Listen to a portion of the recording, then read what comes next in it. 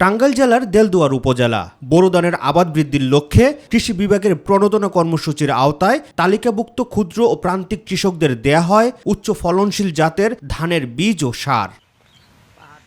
ফলন বৃদ্ধির লক্ষ্যে মাঠ পর্যায়ে সার্বক্ষণিক তদারকি করেন কৃষি কর্মকর্তারা।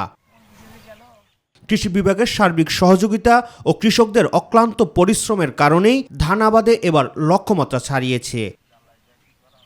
অনুকূল আবহাওয়ার কারণে চলতি মৌসুমে গতবারের চেয়ে ধানের ফলন ভালো হয়েছে। জমির সঠিক পরিচর্যার কারণে এবং পোকামাকড় আক্রমণ নেই বললেই চলে। ফলে খুশি কৃষকরা।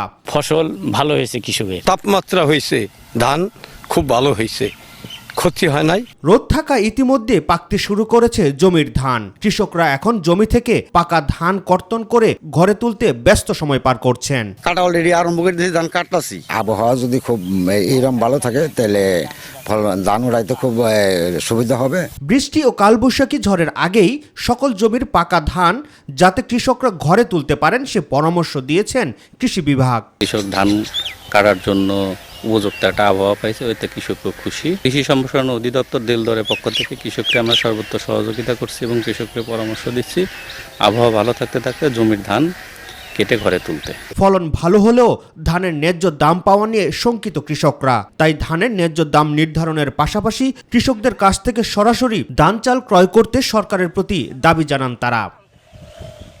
রাকিব হাসান, মাই টিভি, ঢাকা।